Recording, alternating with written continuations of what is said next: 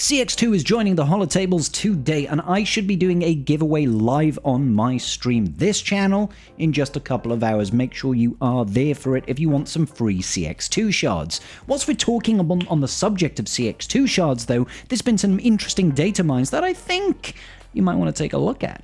Let's check it out. Now, you may or may not be aware that when a brand new marquee drops into this game, CG obviously... Oh, look, Smuggler's Run 2. Let's do that. CG obviously does want to try and monetize that and get people to invest and purchase those. And why wouldn't they? Look, there's more events that I need to do. Let's go ahead and do them as well. Isn't it a wonderful day for events? Look at all these Ewok shards. I'm so glad I managed to get a Relic 9 Layer Organa for the chance at 1 Omicron material.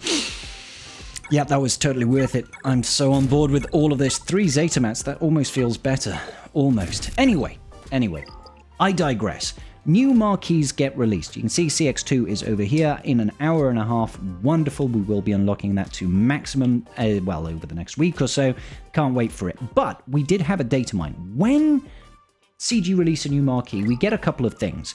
We get, obviously, the whale packs, which is like there's essentially these marquee packs where you can spend, you know, a nominal amount of crystals, 1,300 crystals, 6,000 crystals, or 12,000 crystals, essentially, to get 1, 5, or 12 pulls of a particular character, and it can give you between 5 and 330 shards per drop.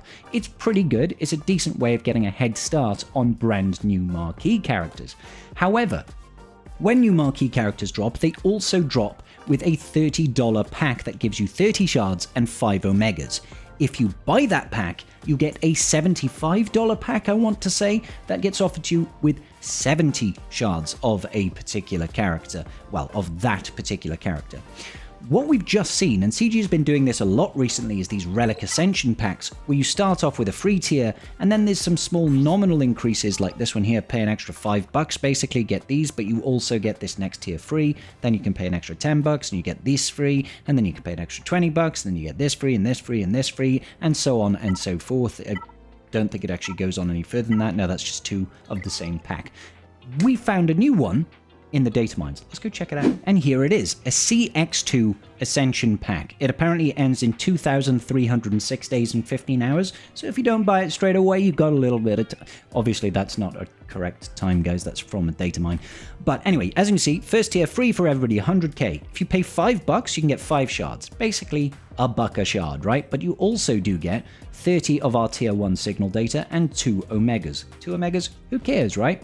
Then you can pay an extra $9.50 and you'll get 10 additional shards, so still at that sort of $1 per shard range. But you will also get 2 Zeta mats for free, and you get 5 omegas, and you get 30 signal data tier 1, 25 signal data tier 2, 15 signal data tier 3. All of a sudden, it's starting to look like pretty good value, considering you're only spending $15 here. You get some pretty good stuff. And then you can put down $19 and you get 20 shards, still at that $1 per shard essentially, but you're getting 5 Zeta mats, 10 omegas, 100 tier 1, 75 tier 2, and 50 tier 3. All of a sudden, this is looking really good in terms of signal data and shards. Shards combined, you know, we're looking at already 35 shards. They've got the final tier then. And I know $50 is still, or $48 is still pretty expensive, but you get 50 shards, so it's still $1 a shard, right? And you get 200 of the Kyrotech computers, which is probably what he needs more of, and 100 of the shock prods. This is pretty good, like, for people that need Kyrotech. I obviously don't need it. I've shown you guys many times. I've got thousands of Kyrotech. But this is still great for new players that are looking to come into the game. They're like, I don't have the Kyrotech to gear this guy up. Now you do. Now you do, straight away. But that's actually not all, because there's another page of this. And that requires no more money. Check it out. If you actually do that last tier, you get the last 3 tiers for free. An extra 50 of each Kyrotech. You also get the finisher piece and a Gear 12 Plus piece, full pieces here. 10 million credits and 20 Omicrons and 50 of these droid callers, Mark 5 droid callers. I'm assuming this is all part of the finisher piece. So it's essentially giving you enough to finish off that relic gearing, but also giving you a full Omicron. A full Omicron for essentially $50 there, right? Obviously, you have to pay for the previous tiers and everything, but to get that last tier, to put it in context, normally they sell 10 Omicron mats for $30. and you can get 20 here for 50, which also gives you 50 shards of the brand new marquee character. A total of, what, 85 shards, I think it is, in this pack?